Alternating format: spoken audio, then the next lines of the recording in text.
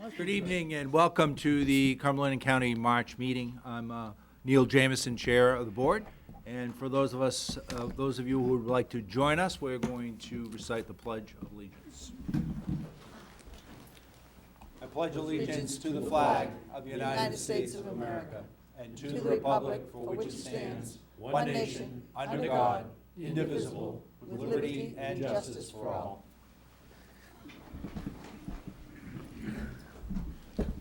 First item tonight is approval of the February board meeting minutes. So moved.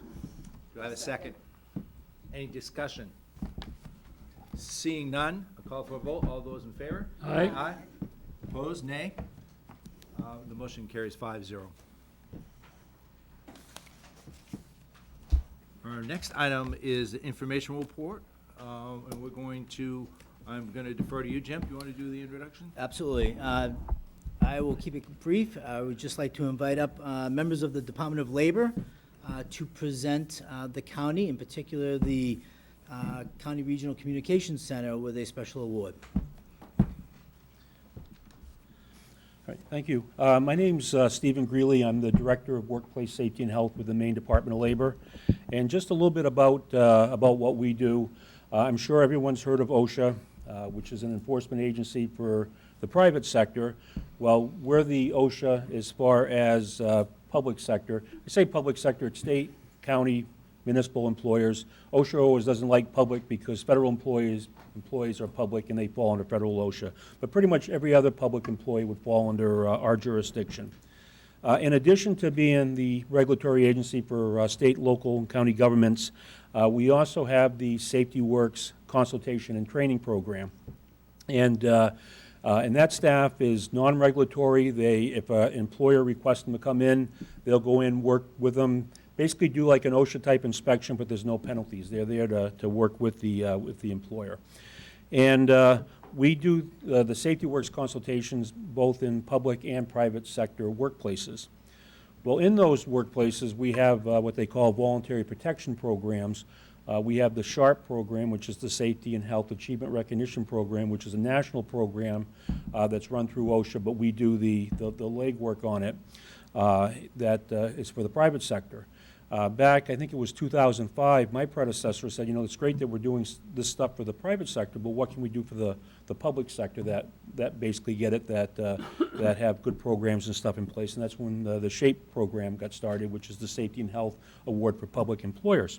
So now that you got a little bit of a background, I'm very pleased to be here tonight to recognize the Cumberland County Regional Communications Center as the newest SHAPE site in the state of Maine.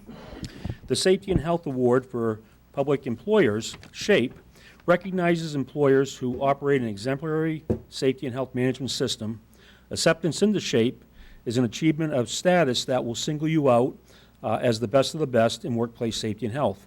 Upon receiving SHAPE recognition, your workplace will be exempt from BLS programmed inspections for the next 2 years. So as far as if BLS were to, on the doors and we're here to inspect, they would still inspect the rest of the county or whatever part that they're coming to look at, but they would not inspect this portion of it because they're exempt from programmed inspections. And the reason for that is because they have been working with consultation. We know they have the programs and stuff in place, and we know they're not having injuries and that sort of thing. So our time can be much better spent at places that, again, that aren't working with us, that don't have the programs in place, that are having injuries and illnesses. So again, they'll be exempt from programmed inspections. Program would be, again, like that knock, that your numbers come up, we're here to inspect. If there was a serious accident or a complaint, they would come in, but they'd only look at that particular item. To participate in SHAPE, the employer must request a consultation and a consultation visit and that involves a complete safety and health hazard identification survey. Involve employees in the consultation process, correct all hazards identified by the consultant, implement and maintain a safety and health management system, and have injury illness rates that are below the state average for their industry classification. The Cumberland County Regional Communications Center is one of 86 locations in the state of Maine to receive this award. So on behalf of Governor Janet Mills, Commissioner Laura Fortman and the Maine Department of Labor, it's now my pleasure to present you with this award. So congratulations.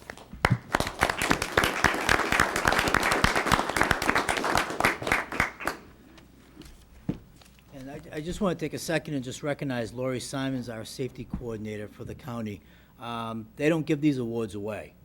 These awards are years in the making, a lot of heavy lifting that needs to be done, and a lot of coordination with the departments that are under the award. But Lori has done a fantastic job really shepherding this through and has done a fantastic job doing all the heavy lifting to get us to where we need to be. So thank you, Lori. And to echo what James is saying, I always feel a little guilty at this point, for that reason, because I know how much work went into getting the certification. But see these little plates at the bottom? Those are for renewal.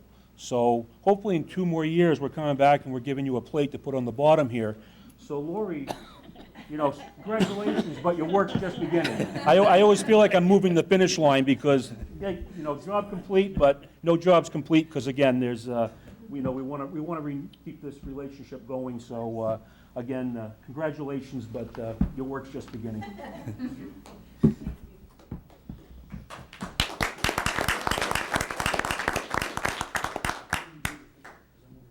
Mr. Chairman, if I can, this is not on the item under this section, but I'd just like to invite Liz Blackwell-Moore, Public Health Director, up to the mic. She is finally getting some people on and her staff, and she'd like to take the opportunity to introduce her staff to the county commissioners and to the public. Welcome, Liz. Hi, thanks for having me. Thank you so much for allowing me to jump in here on the agenda. As you know, we've been expanding the public health department over the last couple months, and I am thrilled to have new staff and so I thought today I'd introduce you to 2 of our new managers here. And even in the 2 weeks they've been here, they've been doing incredible work and have already proven that they're invaluable members of the public health department. And so I have Bridget O'Connor and Brandon Irwin, and both of them, I would love for them to just share with you a little bit about themselves briefly and about their new role in the public health department. So Bridget, do you want to? Sure, you don't want to go, Brandon? Thank you all for having me here. As Liz mentioned, recently hired to oversee the Maine Prevention Network grant that was recently awarded to the county. I know Liz has come here to talk about it previously, but essentially the state restructured how they fund prevention, and the county entered into the only competitive bid process in the state and won. And so excited for all the work that Liz put into that to help develop the public health program. So we have a lot of work ahead. It's a 10-year grant. It includes substance use prevention, tobacco prevention, and healthy eating and active living work.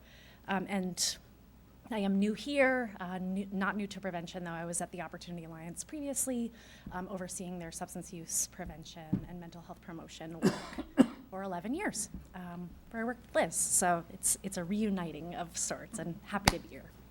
Thanks. Thank you. Thank you. Hello, my name is Brandon Irwin, and I am the Behavioral Public Health Manager.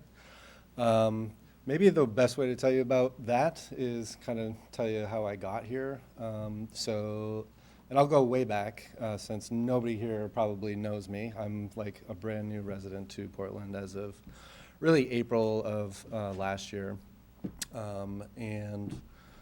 Originally from upstate New York, rural, farm country, and do have some family over here in New Hampshire. But I went to college up at Colby College in Maine. I coached football there for 2 years, and then I went to Springfield College down in Massachusetts. Studied exercise science, also coached some football down there as well. And then from that point on, really got into a few different things, but went to grad school for kinesiology and really interested in like positive youth development and in public health. And soon after, I lived in Kansas for 8 years and worked at Kansas State University. And I was a scientist there, a teacher, professor, developing health promotion programs for really high at-risk populations there. And my experience there was actually, I think, pretty relevant for the work that I'll be doing in Cumberland County as Riley County, which is where I lived.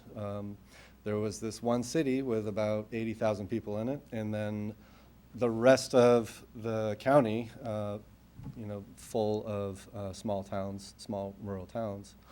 And probably a familiar, sort of conundrum there, how do we meet the needs of a very diverse county and diverse populations. And so after I worked at the university, I moved into community health, where I mostly worked in coalitions, groups of organizations that were collaborating on, public health challenges of all kinds. Healthy eating, physical activity for sure, but other things, housing, access to healthcare and these kinds of things. And so really learned a lot about what it means to, bring people together to try to address really complex and challenging public health problems. And so when you think about some of the challenges that Cumberland County faces in behavioral health, not the least of which is substance use disorder and other related challenges. That's really what I'll be working on here, and really working with the community, meeting the community where they're at, and trying to find some solutions to and making progress on some pretty challenging problems in Cumberland County. And so I really look forward to it, and look forward to getting to know everybody a little bit better. And thank you. Welcome. Thank you.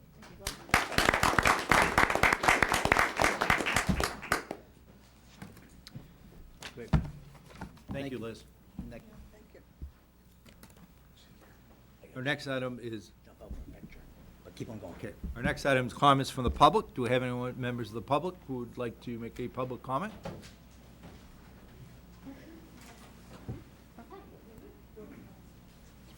Yes. Hi, folks. Thank you so much for taking the time to be here and serving us.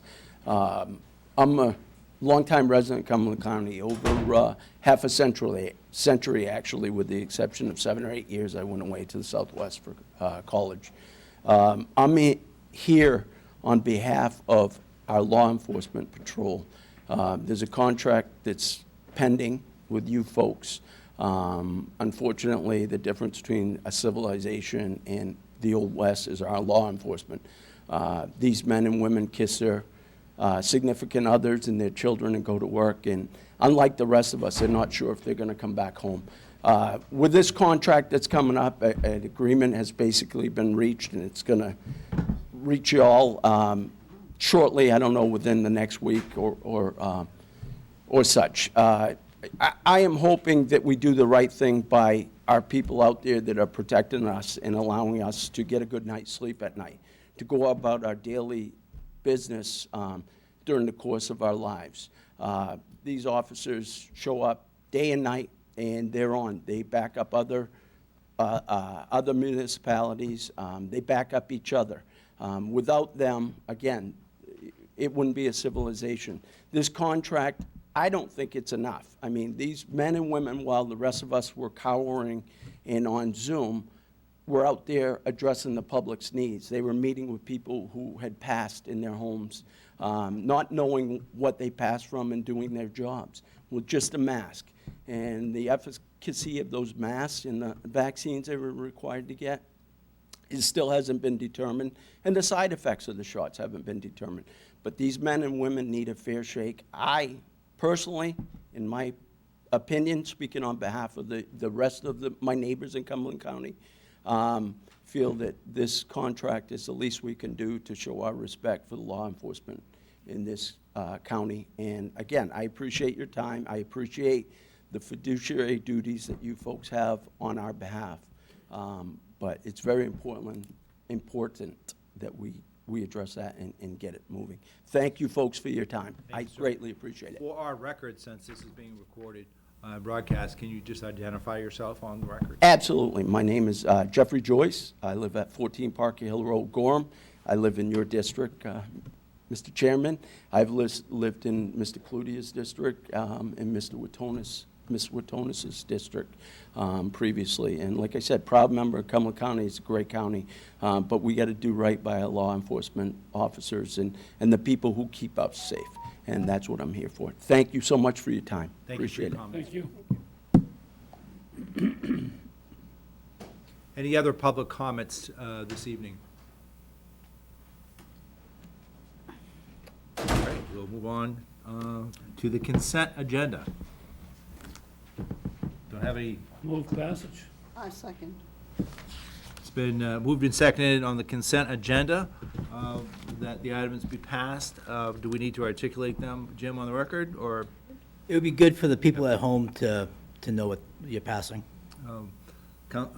Commissioner Cludier, you want to recite them? If I could find them, I would. You want mine, Jim? Yeah, Do you want the paper that'd be copy? good. Paper copy's best. Well done. You have your Yeah.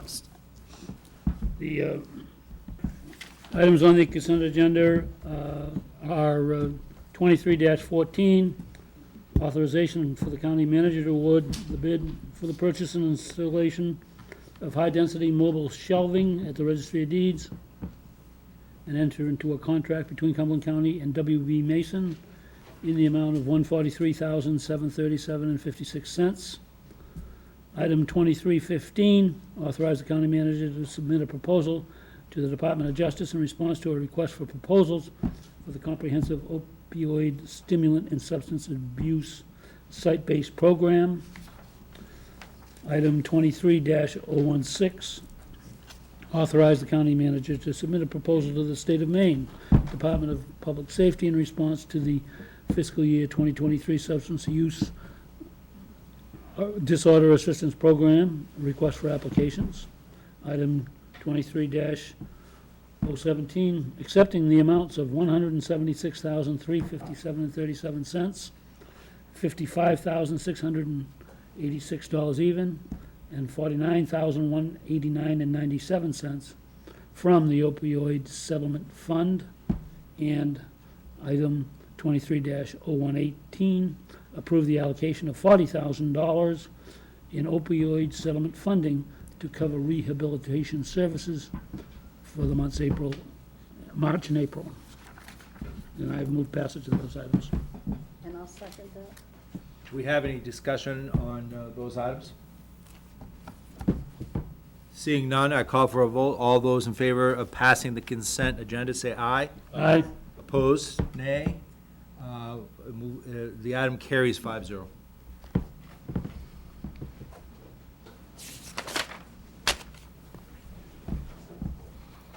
And the next item is ARPA business. We have the second reading and a public hearing on the home allocation plan by Community Development.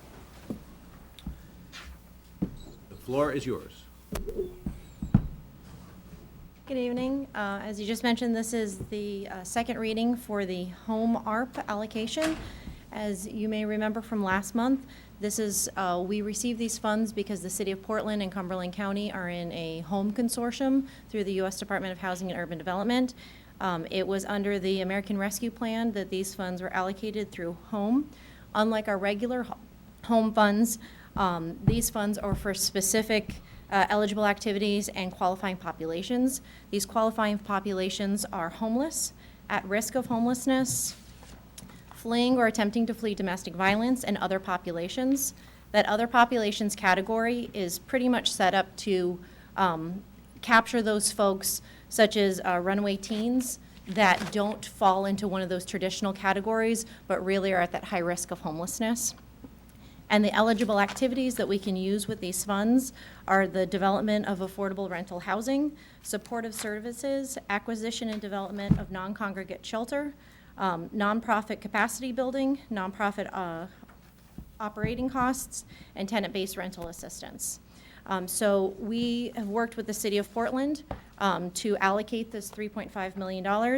And at this point, we're not putting it toward any projects. This is just the buckets that we're putting it into. We are putting $763,000 into supportive services, $250,000 into the acquisition and development of non-congregate shelter, $2 million into the development of affordable rental housing, and then $500,000 into administration. Just to quickly go back over this, like we did last month, we don't think the administration is going to cost the full $539,000. The point of putting it all in there is it's a lot easier to take it out of admin and put it into one of the other categories than to transfer it into admin in the future. For the $250,000 for the acquisition and development of non-congregate shelter, we have the ability to put $250,000 more from affordable rental housing into that category and make it $500,000 if we have the situation that we can actually build a non-congregate shelter.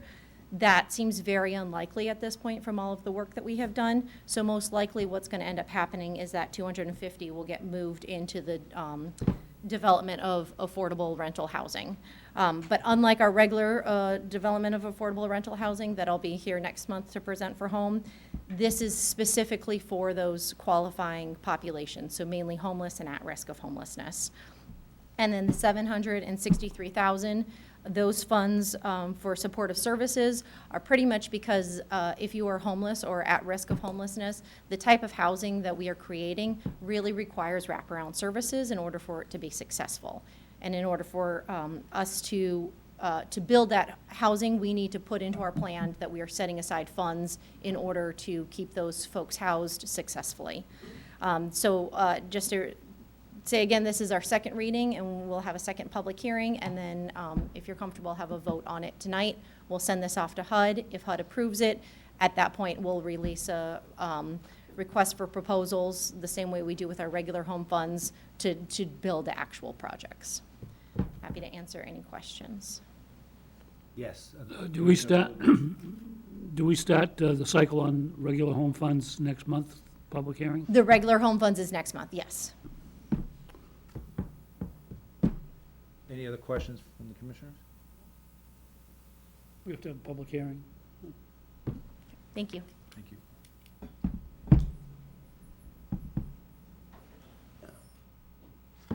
Public comment? Yes, any comments from the public regarding the presentation and the home ARP allocation plan presented by Kristen?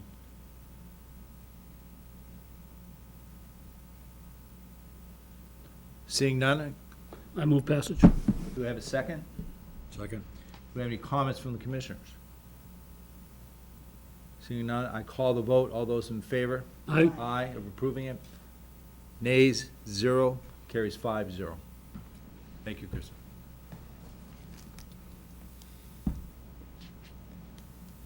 And are we in executive session next? Yes. Yes. Right. So I need a motion. Move we go into executive session for the purpose of discussing collective bargaining agreement. A proposed collective bargaining agreement between the Teamsters Local 340 and the Cumberland County Commission. Do I have a second? I'll second. All those in favor? Aye. Aye. Opposed? We are now in executive session. So, Make the motion again for coming out. So, we're back on the record, and I need a motion to confirm coming out of executive session. so I now move that we come out of executive session conducted in relation to labor negotiations just previously entered. And I'll second that. Any discussion? All those in favor? Aye. Aye. Motion carries 5-0. We are back on the record. I now Do I have a move, motion? I now move to authorize the county manager to sign the 2023 collective bargaining agreement between Teamsters Local Number 340 and the Cumberland County Commissioners. Is there a second? Okay. Does it make any difference? Then none. Any discussion? Further discussion? Seeing none, call the vote. All those in favor? Aye. Opposed? Nay. The motion carries 5-0. Now I need a motion to go back into executive session. I now have a motion to re-enter executive session pursuant to 1 MRSA Section 4056A for the discussion or consideration of the compensation of an employee. Is there a second? Second. All those in favor? Aye. We are back in executive session. Thanks.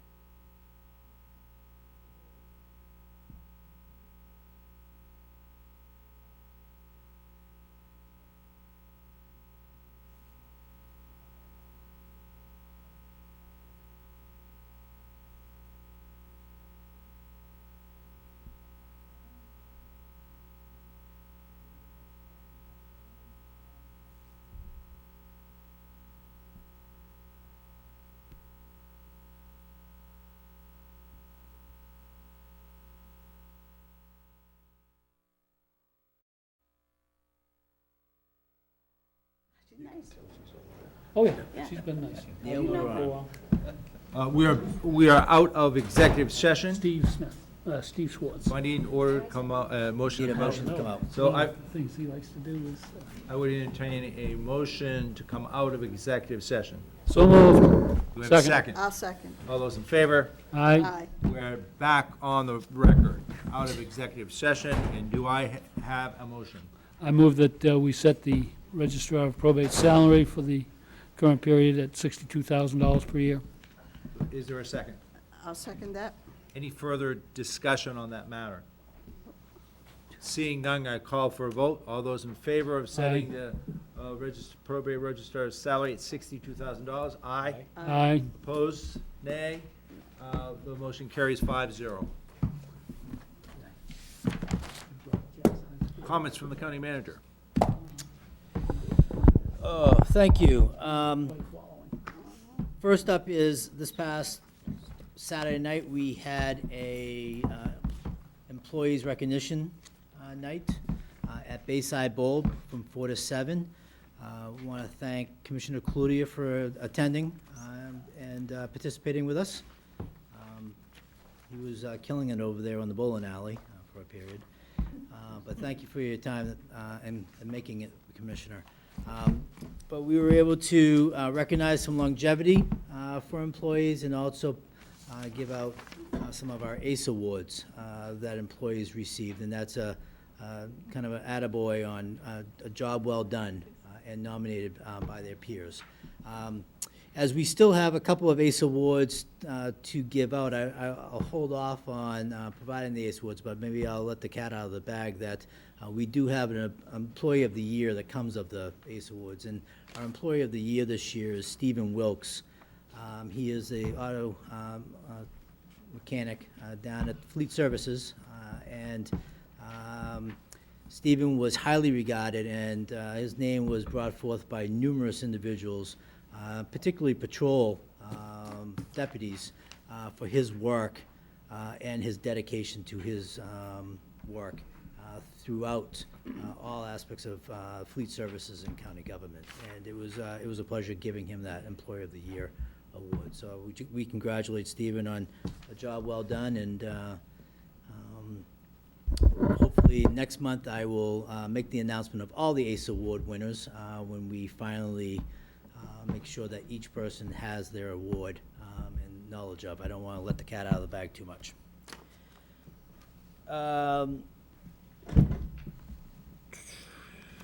The only other item I have this evening is, actually I got two. First, it's been the cross-insurance arena. I continue to give you updates there as we come out of the pandemic.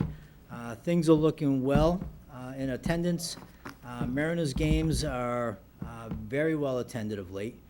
They are actually really right in the middle of the pack on attendance in the ECHL, which I think just a couple years ago we were trying to incentivize them to get more butts and seats.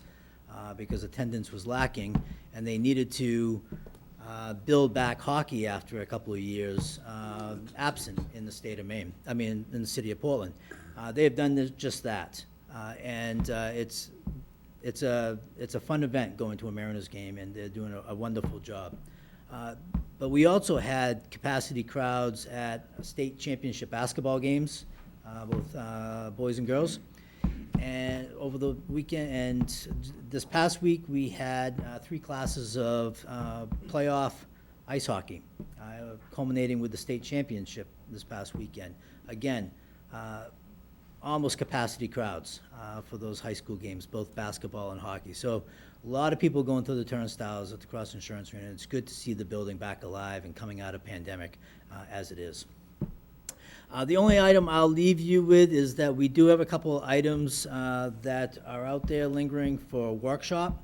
Again, we do have the 2 groups, 2 nonprofits in the area looking at having a discussion around pregnant asylum seekers being housed at our community corrections building.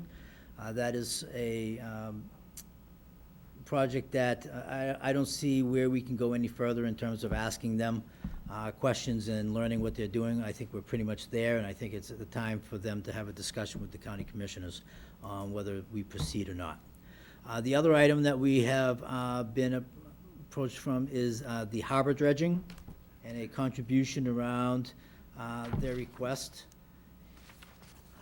And so those 2 items are out there. I think the commissioners at some point need to discuss whether we have a workshop at the end of this month or sometime in April, but we are starting to compile a few agenda items. Thank you.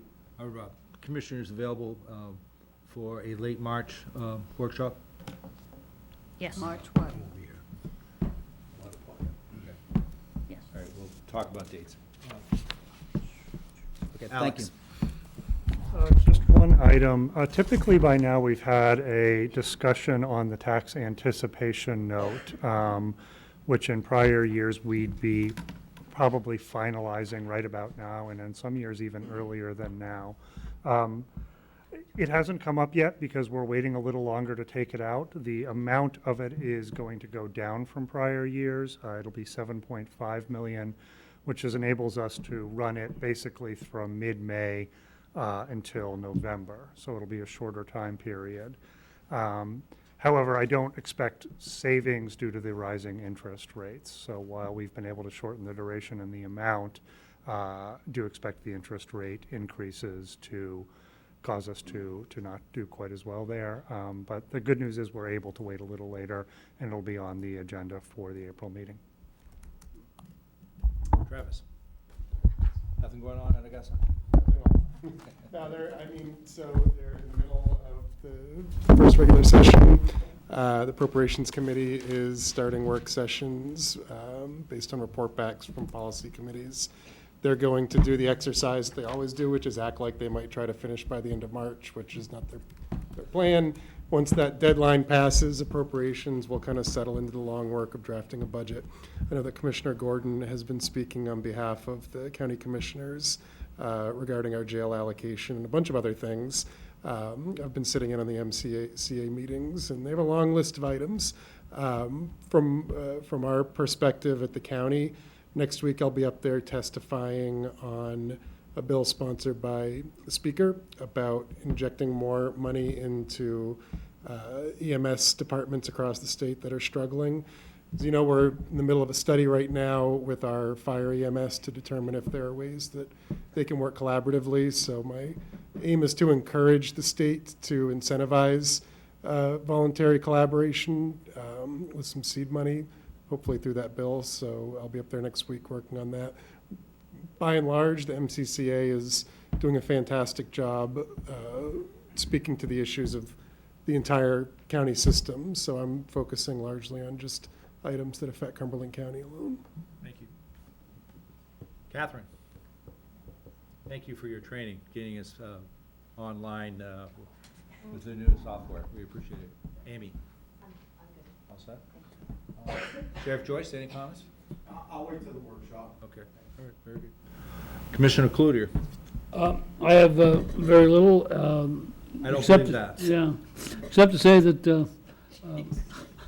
as I mentioned to Catherine, who was also at the employee celebration, my decision not to go into professional bowling apparently was sound. But it was an excellent event. Hats off to the committee that organized it, and it was a good location. And everybody seemed to be actively enjoying themselves. It was good. Great, thank you. Commissioner Wojtonus. No, I'm all set. Steve. Thank you, Mr. Chairman.